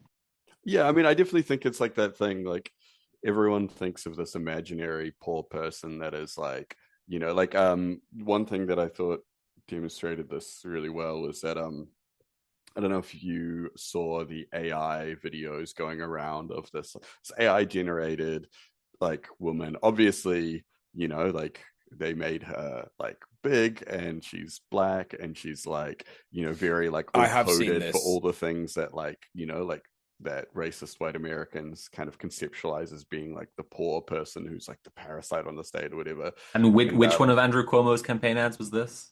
yeah, it's like literally like that kind of shit, But so these AI videos of like, this woman, there's actually multiple of them, these women being like, like I get thousands of dollars from EBT every month and I spend it all on blah blah blah, all this kind of shit. And basically just being a woman, like being like this entitled poor person or whatever. And it's AI, it's fake, it's like not real. There's a couple of them going around, and Fox have reported on these as real videos, because either they don't understand or they understand that they're, either like the journalist was like saw them and was fooled because they're a fucking idiot, and they should lose their job, or they saw them and understood that this is a gray area that we can report this and then later on be like, oh, that was AI, like whatever, blah blah blah. But so they're pushing this narrative into, like people's heads that this is like this invented person is a thing that is happening in your community. These are all the people that are, getting SNAP and all this kind of stuff, when really it's like, yeah, like maybe it's that fucking poor kid that, like was pressured into the fucking army because that was his only pathway out or whatever. Like maybe his parents, maybe his brothers and sisters and all that, they rely on SNAP as well. Maybe like, or just like any kind of person probably has someone in their direct sphere that is somewhat reliant on these programs, right? So it's like, Yeah, big time.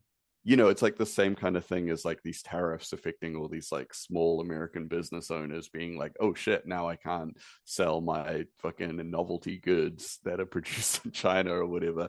And everyone's like, this is not going to affect me. This is going to affect this imagined fucking AI person, as opposed to like, oh, this is going to affect my neighbor, the guy downstairs, like all that kind of shit, whatever.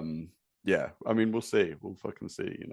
I've been saying a lot recently that I think abolition is simply the biggest divider between like people who call themselves leftists and will never put any principles into action and people who are like have been radicalized by an experience of life and how shit the existing world is. Like abolition is a core one because so many middle class comfortable people who have learned nice ideas from a book, if they're thinking about someone who goes to prison, someone who's done a thing that is bad that they wish they didn't do, and it's definitely bad, they're not secretly innocent, they did a bad thing, uh, and they've gone to prison for it, and are now being treated how prisoners are treated.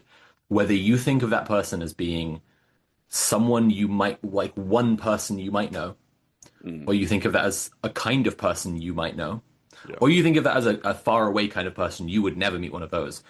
Think of that as someone in your family or multiple people in your family, or you think that could be you. Those are all actually like different states of understanding the world and how you relate to that issue. Yeah. And people who are just in a very comfortable existence, like, won't know anyone who's been to prison ever. And actually, it's a very normal, like thing to know someone who's been to prison. Like I've met several people who've been to prison. I've known some people who've been to prison Yeah. more intimately. And I don't think, those people and their experiences are my primary motivators for being an abolitionist. Like I do think that a big part of it for me has been understanding and analysis and theory. So, I'll put my hands up for where I've learned stuff from books for sure. But like I've called myself an abolitionist for like, I don't know, at least the last 5 years, probably longer. And just like seeing how quickly people, yeah, can just like turn insanely, like get how quickly people get in the Hitler car when it's not like when they're not talking about like the perfect victim of injustice. Yeah. And I think in the same sort of way, like yeah, like not, yeah, thinking of people. I mean, people can still demonstrate massive, unbelievable cruelty towards even their own family members and just be like, oh yeah, fuck that guy, he deserved it, he's a meth head or whatever. You know, that sucks. That reactionary impulse, of course, and all those talking points like come from the media, the ruling class. Obviously, like they're put in there to divide us. Yeah. Even, you know, the poverty and prison, these things are also created Yeah. by the ruling class to divide us in the first place. But just like, yeah, through it all, like they don't. I really don't think they understand that like people know people on food stamps. Mm. I think the American ruling class has been people who've never met someone on food stamps for long enough. They really, really, really don't think those are real Yeah. people.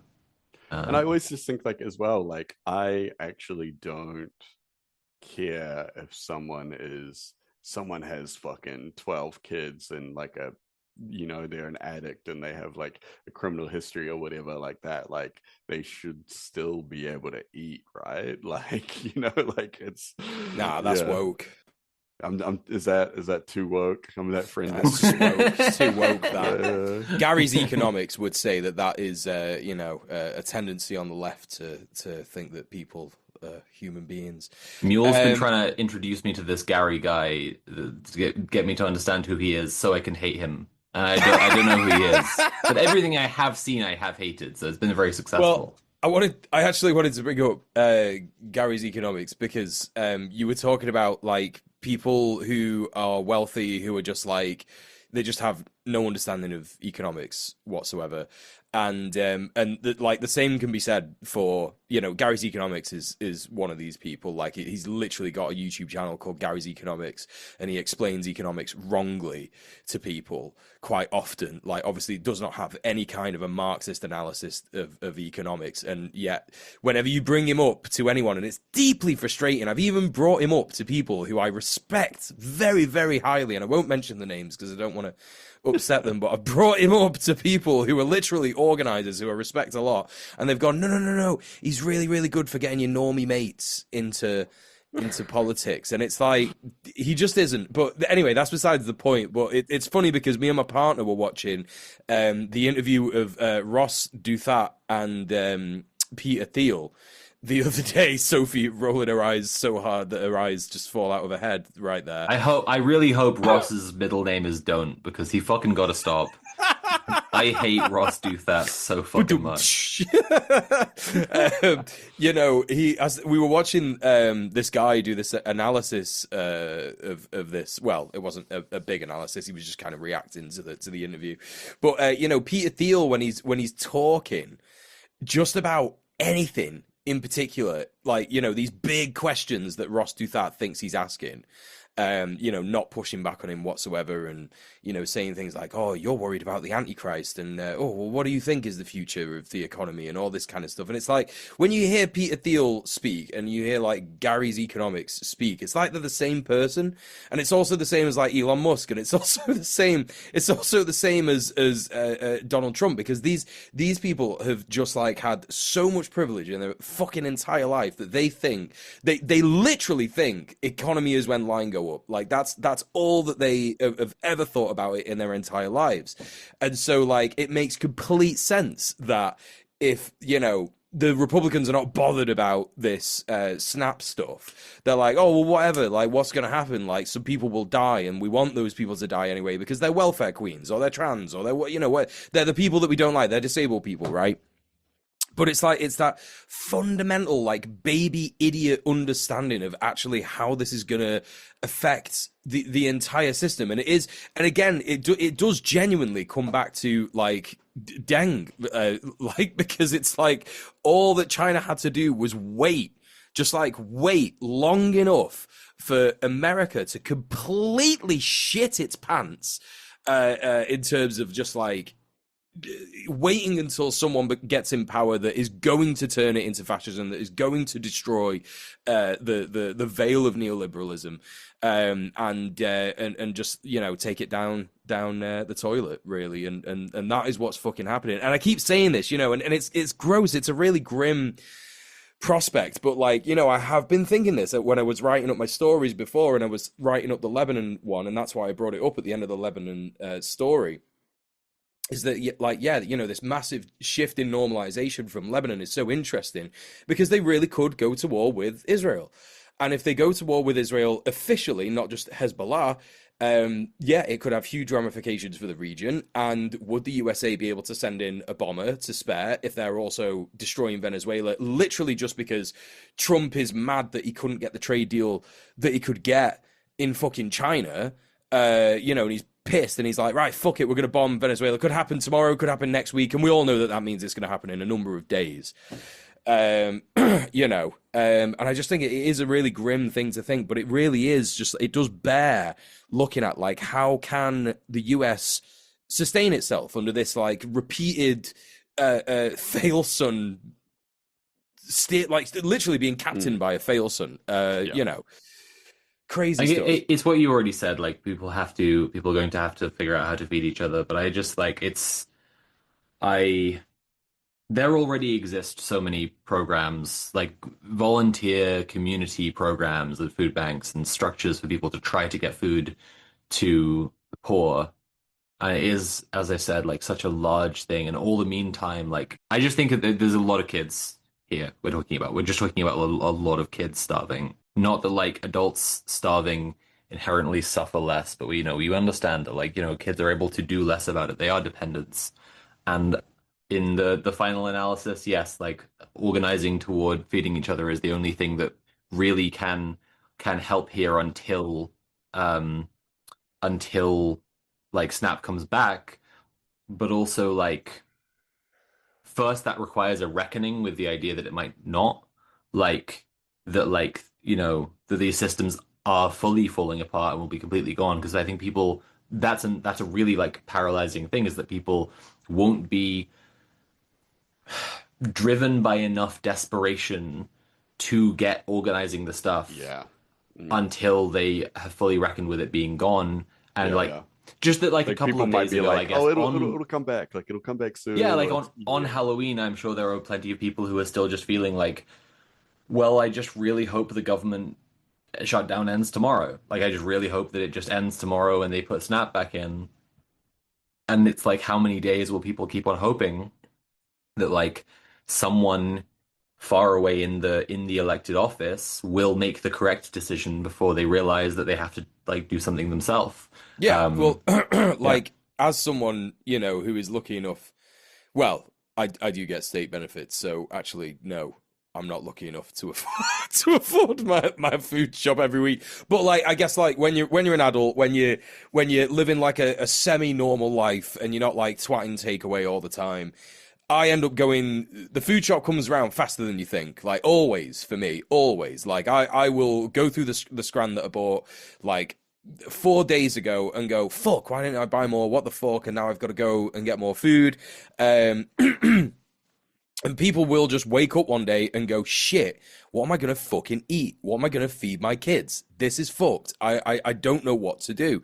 And they will turn to either the internet, and the internet will have bad advice like get a loan, and they might be savvy enough to be like, well, I'm not going to get a fucking loan because A, I probably won't qualify for one, or B, you know, that just sounds like a really stupid fucking idea. So I'm going to go turn to instincts and I'm just going to steal. And something that's quite poignant is that, I will admit I do scroll Twitter a little bit sometimes during the show, and that is just because sometimes it brings up little additions to the show like this. I just saw this account that I follow, and obviously I'm going to fucking tell them to fucking delete it immediately because they've got this person's, you know, they've not got their face, but they've got them on video, this video of someone stealing food, like someone stealing food. Yeah. This like a person who's like running away with like a trolley full of food. And it's like, yeah, like, you know, this is only really what's going to happen. People are going to realize, shit, like all those people that were like telling me all the time, like, yeah, shoplifting shouldn't be a crime. I get it now. Like, I completely get it, and that is like such a good introduction to anarchist thought, to leftist thought. You know, even if these people were Republicans their entire life and they love Donald Trump, and they're like, yeah, fucking brilliant, Donald Trump, what a legend. He would never destroy my SNAP benefits. Then all of a sudden, shit, I got to steal food. I'm a fucking leftist. What's happening? You know, it's one of those, right? And yeah, I just think that that's what it is, right? I think that people are just going to turn to instinct and do that stuff. And yeah, you know, audience, if you see someone shoplifting, no, you fucking didn't. You certainly don't film it and put it on fucking Twitter. Yeah, it's the same thing down here. We've had like a crazy increase in shoplifting, everything, as you know, like things have gotten harder for everyone.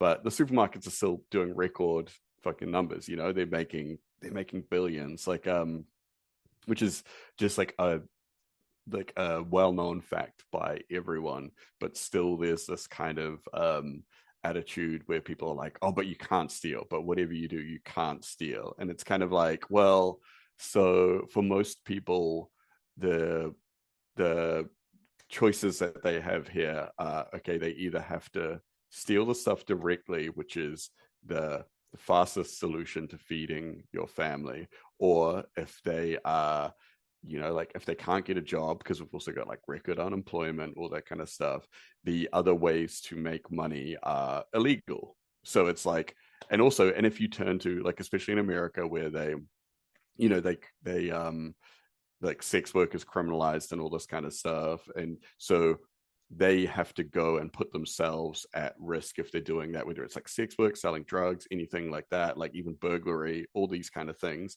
These are all other crimes that they have to do for the promise of maybe future money. Whereas like doing like shoplifting is, you just go, you get the food. The only danger is getting caught, really. The only like victim is a supermarket or whatever like that. So it's kind of like, I've had these discussions with people where they're like, oh, but you shouldn't steal. And it's like, okay, well, what else do you want people to do?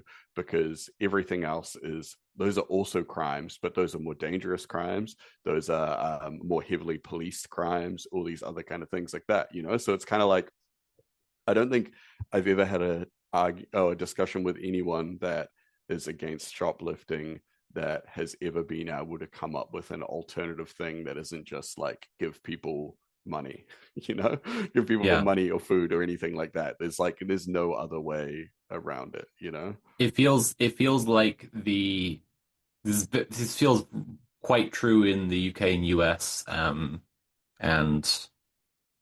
yeah, I think it primarily there for now, but maybe this is true also. Like that the population is just like, you know, ignoring the 1% like ruling class who are actually making decisions. The population is sharing into this like people who are just completely abandoned by the social contract in probably multiple ways in each individual case. People who are disabled, people who are not receiving benefits that they should be receiving, people who are alienated and they are unwell, and so on. Versus people who have like one of 5 jobs that's like some kind of cop, some kind of something, like some kind of programmer, something in the arms industry, or you are in politics, or like you like write think pieces. Like, and you know, like these 5 jobs constitute like the functional society that exists in the bubble around the ruling class, and then like everyone else just gets fucked. Like just everyone else straight into the meat grinder. Like really appears to be more and more explicitly the imperialists' plan. Like we have known for as long as people have been raising the alarm about climate change that like this would result in the imperial core like hunkering down and like just letting the imperial periphery die as much as possible, and that like it would introduce this like hyper Malthusian logic to people who would refuse to turn away from capitalism and away from fossil fuels. But like it's becoming more and more apparent inside the imperial core too that like they want to basically draw a line around the richest part of society and just kill everyone else.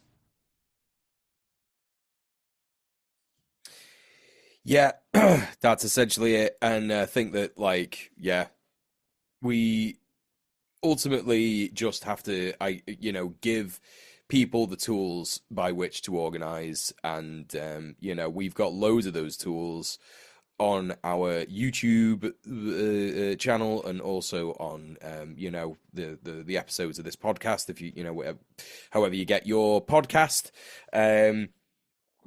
and I think, yeah, like organizing your local community, going and speaking to your neighbors, just literally start a conversation. Of course, it starts with things like, yeah, if you saw someone shoplifting, no, you didn't, but really to actually make something a bit more firm and a bit more meaningful, it is about starting a group chat with your neighbors and just going, hey, who needs food this week? Right? Anyone need food this week? Let's all put $5 into a pot each week or whatever. By the end of the month, we'll have, if there's 20 of you, that'll be like, what, $100? And then, someone needs some nappies, someone needs some baby formula. Boom, there it is, right? Dead easy stuff. That's as simple as it gets, really. I mean, with a mutual aid network, you don't really need like a constitution. You don't really need to like write down a big thing of like all the truths that you hold to be self-evident. You're all in there because you know that no one should starve. I know people in America who are already living like this, who are already sharing food to the degree that they buy very little of their own food. Yeah, and it's just that continued thing. One of our first episodes, actually, literally our first episode, was mutual aid over charity, and I do want to just kind of push out there and just kind of, I don't know, get a bit cancelled, but we've already said it, so it's not like it's anything we've already said. But GoFundMe's are not gonna save us. They're not gonna liberate us and stuff like that. I know a lot of people use them, and I'm not saying stop using them with no other safety net. That's not what I'm saying. But we can't rely on posting a personal GoFundMe every fucking week until you like get paid. And if you do want to do that, you should carry on doing it. But in terms of like actually beating the problem of insecurity, like food insecurity, even like housing insecurity, it is literally like mutual aid is the only way forward. Like it's as simple as I say. It's like everybody puts into a pot each month. If someone needs something from the pot, then they take what they need, and that's it basically. So go back and watch that. It's our very, very, very first fucking episode. I think it might be our first episode that it is actually on Kira Chats's channel. It might be. With and it was with Luna Oi. So you'll enjoy that, and you'll also enjoy me speaking a bit more nasally and a bit more high pitched, and with less beard and a horrible mustache. Well, I think that is a nice place to wrap up the show for today.